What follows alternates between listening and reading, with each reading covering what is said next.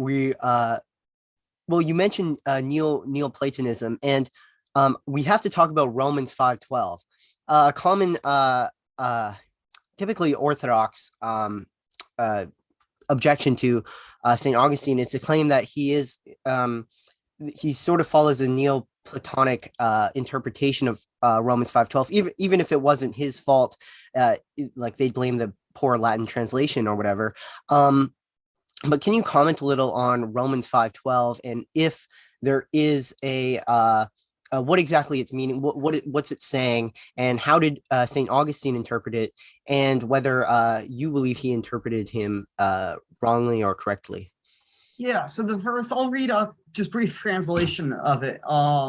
Therefore, as through one man, sin came into the world, and through sin, death.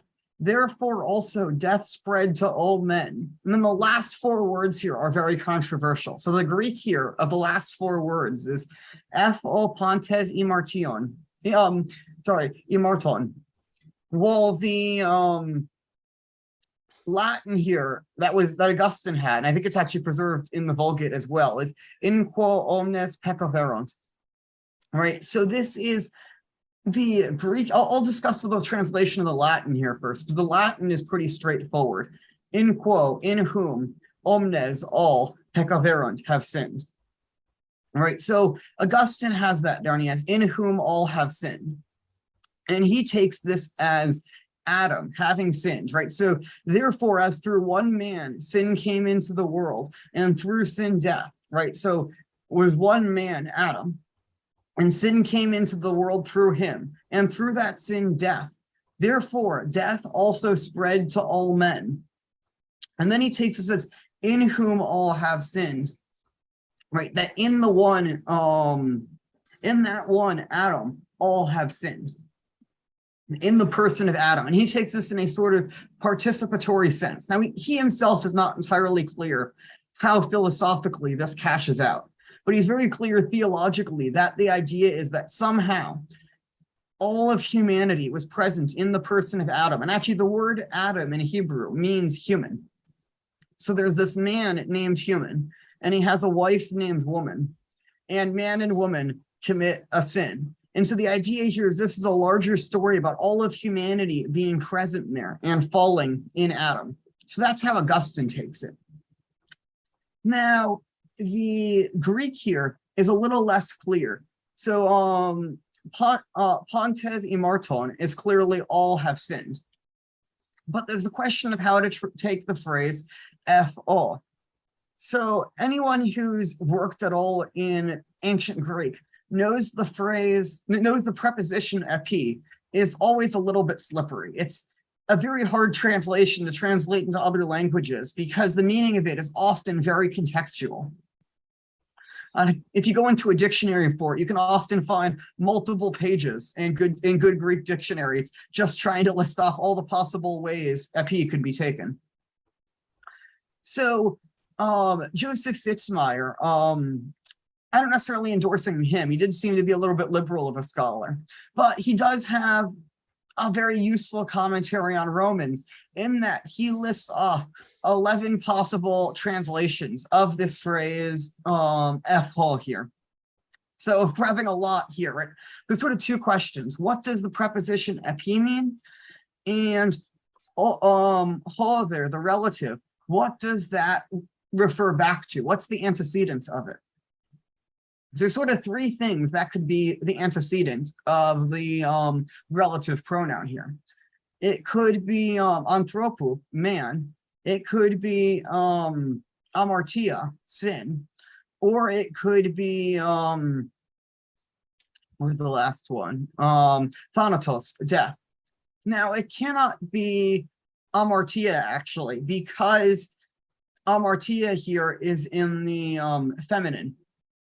For those who don't know, Greek and Latin are what we call gendered languages. So they're words that have nothing to do with humans, can often be masculine and feminine. And simply all that means is that they have different looking endings that mark out whether they're masculine or feminine. But what's important is that relative pronouns refer back to it, right? So it's not real, it's in whom. but the word who in Greek is gendered, right? So is it in him or in her is really what we're asking here, right? And in her would refer back to sin. The sin is feminine in Greek. But man and death are both masculine, and we have an in him essentially here. So we know it has to refer to either the man or death. Now, a lot of people want it to refer to death because death is right nearby, right? So we have reading off the last few words here in Greek, we have othanatos, di ilthen, f o pantes imarton, right? So we have usually a relative pronoun refers back to, we can usually guess a word that's very close to it. And since thanatos there is very close, that's sort of what we first want to jump to. And this is actually what Father John Romanides and Father John Meyendorff both take it to be. They take it essentially to be because of death, all have sinned. And Augustine actually had considered that interpretation, but he points out the problem with that interpretation is it contradicts the first half of the verse, right? Because the first half of the verse is, therefore, as through one man, sin came into the world, and through sin, death. Therefore, also death spread to all men, because of sin, because of death, all have sinned. We've now reversed the order, right? First he says, through sin, death. Now he seems to be saying through death, sin. And they take death there then to be a sort of spiritual corruption. But Augustine points out, and there's nothing, at least in the context, that would suggest it, right? He goes on to contrast the death of Adam with the death of Christ, and Christ having risen again. So it seems pretty clear, and he also talks about spiritual death here, sin, right? Sin is spiritual death. It seems pretty clear here that death is,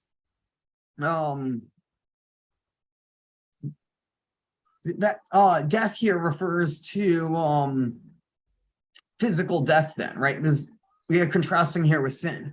So it seems then that the only thing this relative pronoun can refer back to would be the man, like the one man. Now the issue is we're counting back about, I checked some 17 words to go back to man, which is not usually the amount of space you want between a preposition and the antecedent. But sometimes you get something like that. If there's enough if that's the only thing that works, that's the only thing that works. Now there is the question of, does epi here mean because or in? And Augustine takes it as in. It does seem most of the Greek fathers take it as because. In other spots that Paul uses this phrase do tend to be in because. So it probably is literally there because all have sinned, but I think there is still a participatory sense. I mean, there is still a sense of in whom. So there's also a second important verse to consider, which is 1 Corinthians 15:22, which is talking about, see if I can pull up the exact verse here.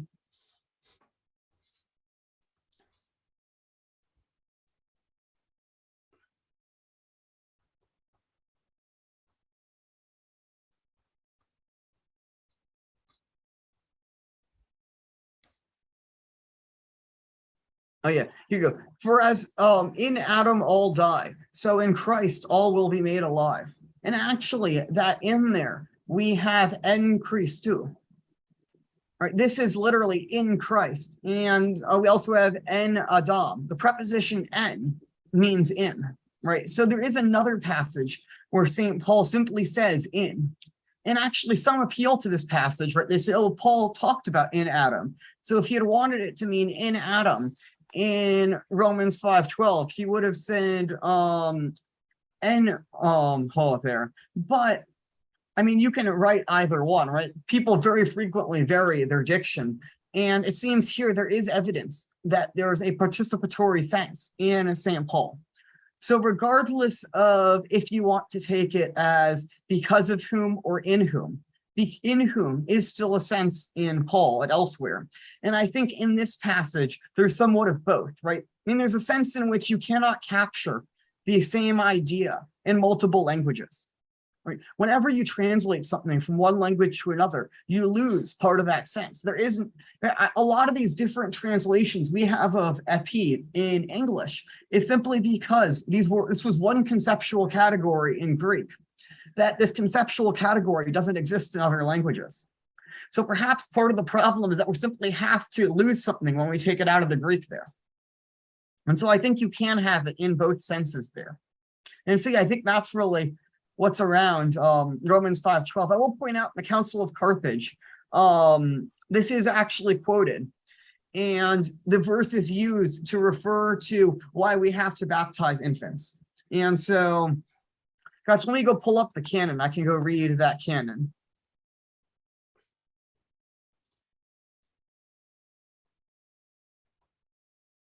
Here we go. Canon 110 of the Council of Carthage.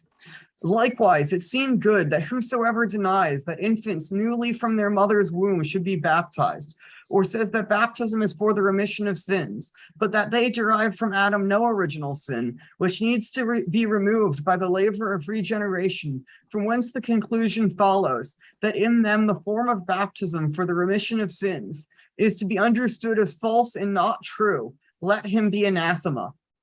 For no otherwise. Right, so this council is saying it's not possible, can be understood what the apostle says, quote, by one man sin has come into the world, and death through sin. So death passed upon all men in that all have sinned. And that then the Catholic Church, everywhere diffused, has always understood it.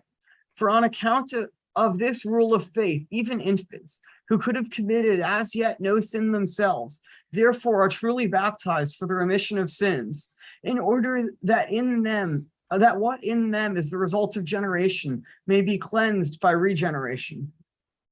Right, so they're saying here, it's actually, the council dogmatically declares that you are anathema if you do not understand this verse as about the fall of man into sin, and this is why infants need to be baptized.